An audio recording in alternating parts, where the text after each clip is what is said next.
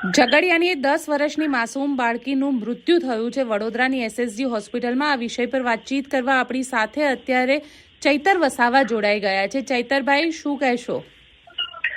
અમે 2 દિવસ પહેલા એ દીકરીની મુલાકાત લીધી।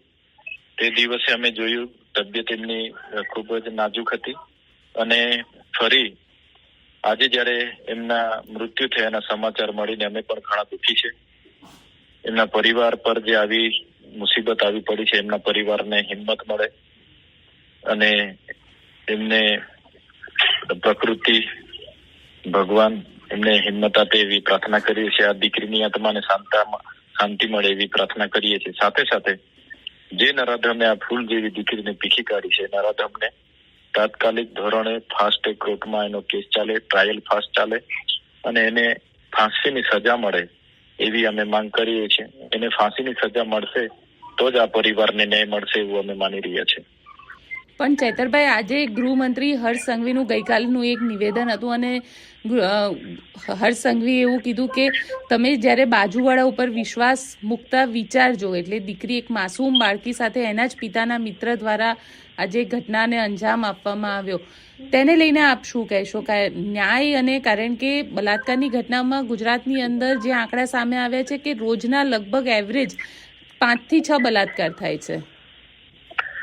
ગુજરાતમાં આ ચાલુ વર્ષે જાન્યુઆરી થી લઈને ડિસેમ્બર સુધીમાં 648 જેવા બનાવો આ રીતના નોંધાયેલા છે। પણ સવાલ એ થાય છે, દાહોદ હોય, બારડોલી હોય, સુરત હોય, અમરેલી હોય, ભાવનગર હોય, જે પણ બનાવો જ્યાં પણ બન્યા છે એ નરાધમોને આજ દિન સુધી ફાંસી હજુ નથી થઈ। અમુક 2-3 કેસોને બાદ કરતા આવા કેસોમાં ટ્રાયલ ઘણી લાંબી ચાલતી હોય છે। એ આવી ભોગ બનનારી દીકરીઓના પરિવારને ન્યાય મળવા માટે કોર્ટમાં વર્ષો સુધી રાહ જોવી પડતી હોય છે। ત્યારે અમે સરકારમાં માંગ કરીએ છીએ કે આ પ્રકારની જે પણ કેસો બન્યા છે ક્યાંક તો એમાં કાયદો મજબૂત બનાવવામાં આવે, કડક કરવામાં આવે, જેનાથી ટ્રાયલ ફાસ્ટ ચાલે અને ફાંસી જલ્દીમાં જલ્દી એમને મળે એવી અમે માંગ કરીએ છીએ। અને જે પણ પોસ્કો કે જે પણ કાયદાઓ બન્યા છે એમાં ઘણો સમય લાગી જાય છે ન્યાય મળતા, તો ત્યાં સુધી પરિવાર અને એ ઘણા દુઃખી હોય છે। તો ફાસ્ટ ગુજરાત સરકાર, એમની પોલીસ, ગૃહમંત્રી તાત્કાલિક ધોરણે ફાસ્ટ ટ્રાયલ ચલાવે અને ફાસ્ટેગ કોર્ટમાં ચલાવીને આ નરાધમને ફાંસી આપે એવો દાખલો બેસાડે કે બીજી વખતે કોઈ પણ હોય, બાજુવાળા હોય કે સંબંધી હોય કે કોઈ પણ, કોની માનસિકતા કેવી હોય છે આપણે જાણી નથી શકતા, એવું કોઈ મશીન આપણી પાસે ઉપલબ્ધ નથી। તો જે પણ આવું કર્યું છે એમને નરાધમોને તાત્કાલિક ધોરણે ફાંસી થાય, દાખલો બેસાડવામાં આવે, જેથી કરીને આવનારા ભવિષ્યમાં બીજા આવા કોઈ નરાધમ પેદા ના થાય અને કોઈની દીકરી ન પીખાય, એ જ અમે માંગ કરીએ છીએ। ચૈતરભાઈ, 16 ડિસેમ્બર 2012 દિલ્હીમાં નિર્ભયા કાંડ થયો। 16 ડિસેમ્બર 2024 એક્ઝેક્ટ 12 વર્ષ બાદ ભરૂચના ઝઘડિયામાં કાંડ થયો। લાગે છે આ 12 વર્ષમાં કંઈ બદલાયું?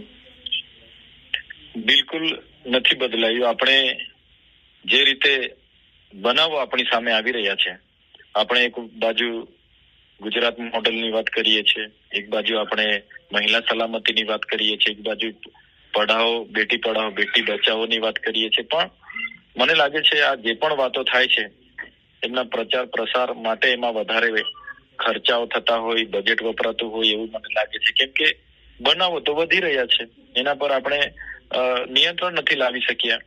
તો ક્યાંક ને ક્યાંક કાયદો અને વ્યવસ્થા ખોરવાઈ રહી હોય એવું મને સ્પષ્ટ લાગે છે।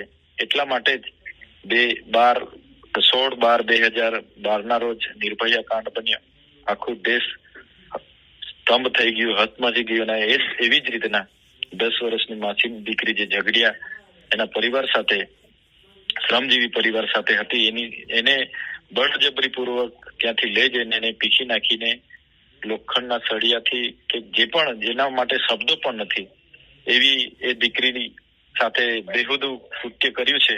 ત્યારે આવા વિકૃત માનસિકતા ધરાવતા નરાધમને ફાંસી થાય અને એ જ અમારી માંગ છે, તો જ એમના પરિવારને શાંતિ મળશે। એમાં બીજી વાતો કરવા શબ્દ પણ ખૂટે એટલું ઘીનોનું કૃત્ય એમણે કર્યું છે, ત્યારે ખૂબ જ દુઃખી અને આઘાત અમે પણ અનુભવ્યું છે। બિલકુલ ચૈતરભાઈ, અમારી સાથે જોડાવા માટે આપનો ખૂબ ખૂબ આભાર. જી ધન્યવાદ.